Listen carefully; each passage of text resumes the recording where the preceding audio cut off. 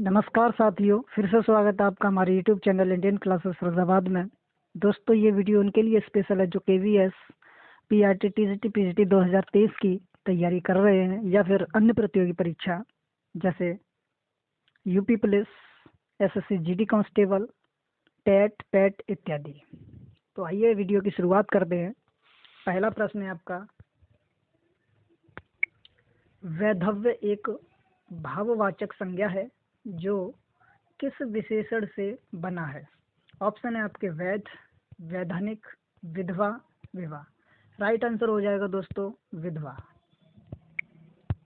अगला प्रश्न है दूसरा, निम्नलिखित शब्दों में से कौन सा शब्द सदैव बहुवचन होता है? बताना है कि कौन सा शब्द सदैव बहुवचन के रूप में होता है। पहला ऑप्शन है लड़का, बी ऑप्शन प्राण, सी ऑप्शन घोड़ी, डी ऑप्शन चिड़िया। तो आपको बताना है कि सदैव बहुवचन। तो दोस्तों इसका राइट आंसर हो जाएगा प्राण। प्राण जो है सदैव बहुवचन में प्रयुक्त होता है। सदैव बहुवचन में प्रयुक्त होने वाले अन्य शब्द जैसे प्राण, आंसू, दर्शन, होश इत्यादि। अगला प्रश्न तीसरा है, इनमें से कौन सा तत्सम तद्भव का सही जोड़ा नहीं है? दोस्तों बताना है तत्सम तद्भव का सही जोड़ा नहीं है। पहला ऑप्शन ए दधी, दही, तो ये सही जोड़ा है, दही का तत्सम दही होता है। अगला ऑप्शन बी ऊष्ट, ऊंट, ऊंट का तत्सम ऊंट होता है, यानी कि उष्ट तत्सम है, ऊंट तद्भव है। सी ऑप्शन नजर, आंख। दोस्तों ये ऑप्शन तत्सम तद्भव का सही जोड़ा नहीं है, तो राइट आंसर नजर, आंख हो जाएगा। श्रृंगार, सिंगार, श्रृंगार, सिंगार ये भी तत्सम और तद्भव का सही जोड़ा है। तो दोस्तों प्रश्न के अनुसार बताना है कि सही जोड़ा नहीं है, तो इसका राइट आंसर हो जाएगा नजर, आंख। दोस्तों अगर बताएं कि आंख का जो तत्सम होता है वो क्या होता है, ये होता है अच्छी।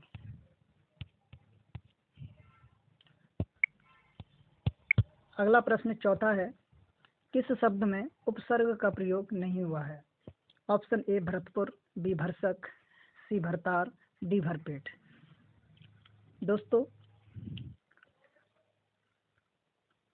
उपसर्ग जो जुड़ते हैं वो शब्द के आगे जुड़ते हैं, तो जिसमें उपसर्ग का प्रयोग नहीं हुआ है वो है आपका भरतार।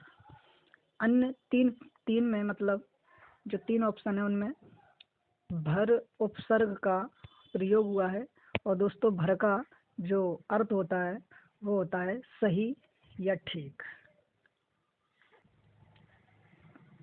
अगला प्रश्न पांचवा, ऋजु शब्द का विलोम। तो ऋजु शब्द का विलोम बताना है। पहला ऑप्शन है वक्र, बी तक्र, सी सीधा, डी विरल। तो दोस्तों ऋजु ऋजु का जो विलोम शब्द होता है वो होता है वक्र। सीधा का विलोम होता है टेढ़ा, विरल का विलोम होता है सघन। अगला प्रश्न छठवां देखते हैं, स्त्री का पर्यायवाची शब्द नहीं है।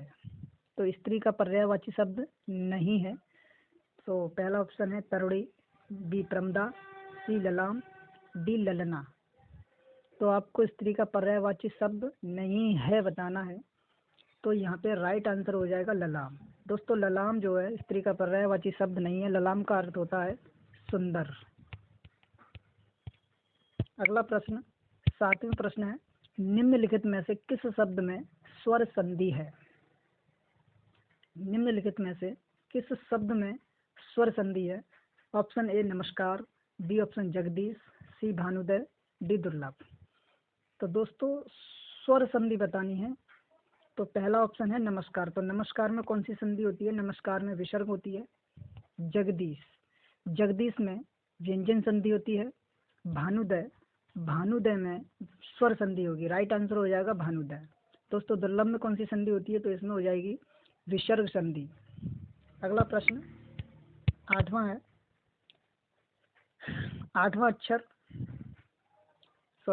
आठवां प्रश्न है, काला अक्षर भैंस बराबर। लोकोक्ति का जो है सही अर्थ पूछा जा रहा है। काला अक्षर भैंस बराबर का अर्थ क्या होगा? पहला ऑप्शन पढ़ा लिखा ना होना, बी ऑप्शन पढ़ा लिखा होना, सी ऑप्शन विद्वान होना, डी ऑप्शन मूर्ख होना। तो इसका राइट आंसर हो जाएगा दोस्तों, उम्मीद है सभी जानते ही होंगे कि काला अक्षर भैंस बराबर का जो अर्थ होता है वो होता है पढ़ा लिखा न होना। अगला प्रश्न, 9वां प्रश्न है, भाषा सीखने में सबसे बड़ा बाधक तत्व हो सकता है। दोस्तों भाषा सीखने में सबसे बड़ा बाधक तत्व हो सकता है, इसका राइट आंसर हो जाएगा इकाई परीक्षण। अगला प्रश्न 10वां है, ये इस वीडियो का लास्ट प्रश्न है, सुख चैन, सुख चैन में कौन सा समास है? दोस्तों समास बताना है सुख चैन में। शब्द है सुख चैन में कौन सा समास है? पहला ऑप्शन द्विगु, बी ऑप्शन द्वंद्व, सी कर्मधारय, डी तत्पुरुष।